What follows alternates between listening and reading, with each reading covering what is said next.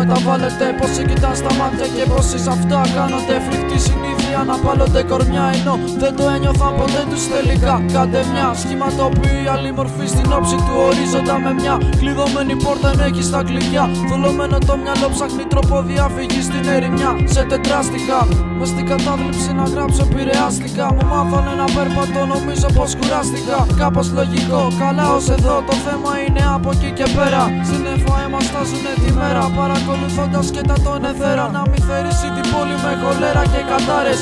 Δεν ζητάω γάρες γιατί ξέρω πως θα τη ζητήσουν πίσω. Προσπάθησα να με κρατήσω ξύπνιο μόνο για να με εντοπίσω. Κι είναι πρόβλημα το ότι εύκολα λυγίζω, μα είμαι νυφάλιος, αυτό θα το δούμε μόνο στο ίσωμα. Δεν ελέγχω πια τον εαυτό μου όσο κι αν ήθελα. Κάτω από τη θάλασσα θα ανακαλύψει σύμβολα και έμβολα. Μαζί με άνθους από ροδοπέταλα.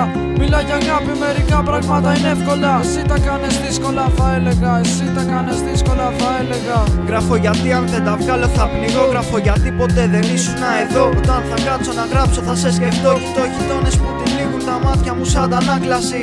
Λέγομαι Γιώργος για κάποιους, γυαλί σπασμένο για άλλους, ιδέα λάνθαστη. Ένα βήμα από την παράλυση. Τα άνθη που φυτρώσανε μίσος στις ενοχές πριν από την άνοιξη. Στην τελευταία παράσταση. Οι μορφές που δεθήκαν δεν κράτησαν τόσο χρόνο όσο χρειάστηκε για άσκηση. Ένας δέδαλος να περιμένει κράτηση ανθρώπινου αίματος και τρέφεται από τις άρκες του για εξάσκηση. Με ένα πλευρό κομμένο στις 9 αγωνίες που κάποιοι κάποτε ό,τι είχαν και δεν είχαν πολεμήσανε. Για μια στιγμή που νιώσαν και αγαπήσανε. Όσα κι αν γαμημένα λεφτά στη μέση υπήρξανε. Ποτέ δεν την πουλήσανε, πλέον δεν με φοβίζουνε. Έχω χορτάσει τόσα κι αν οι πένες με τα μάτια μου λυγίζουνε. Δύο σημεία φορτίζουνε. Το πρώτο είμαι εγώ και το δεύτερο σε παρένθεση. Να το στοιχηματίζουνε.